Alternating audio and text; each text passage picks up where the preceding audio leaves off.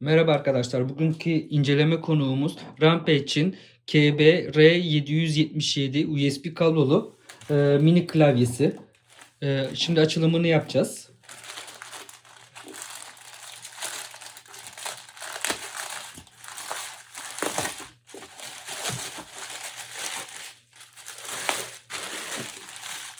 Kargo poşetinden böyle çıkıyor.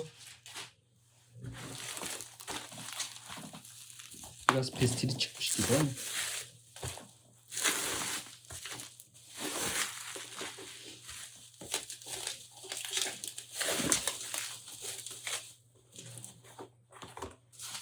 Klavyemiz bu şekilde.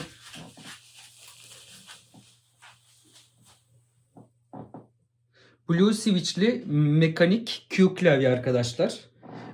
Rainbow aydınlatması var içinde.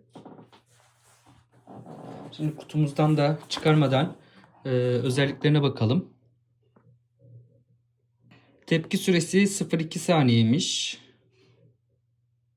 Kablo uzunluğu 1,8. 50 milyon kere tuşlama ömrü varmış. 36 tane üstünde tuşu varmış. Arka led ışığı gökkuşağıymış. Neymiş bu? Anahtar Quentumo mekanik anahtarmış.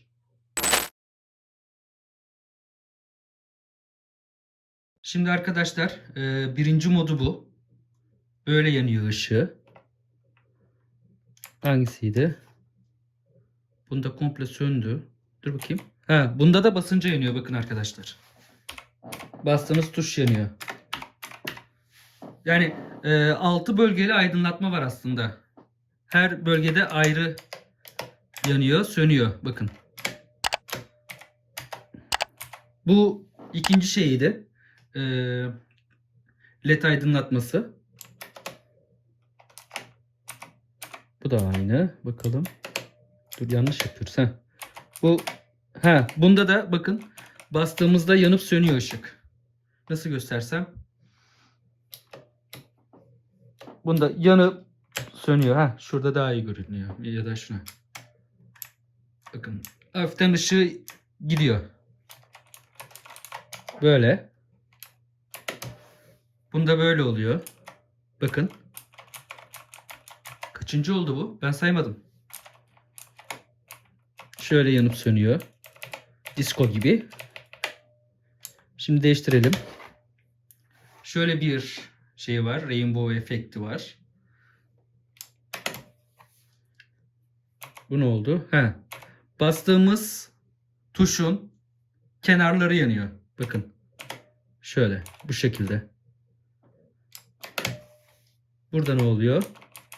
Bu normal. Başa döndü. Yani kaç tane varmış? 1 2 3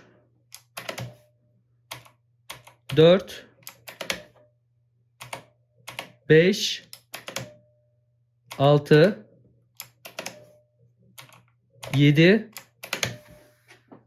tane ışık efekti var cihazda arkadaşlar. Bu normal. Tamam, başka yok galiba. Evet. 7 tane.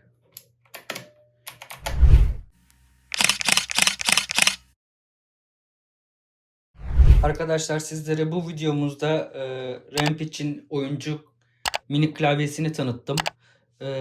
Bir sonraki videomuzda görüşmek dileğiyle. Hoşça kalın. Videomu beğenmeyi, takip etmeyi unutmayın.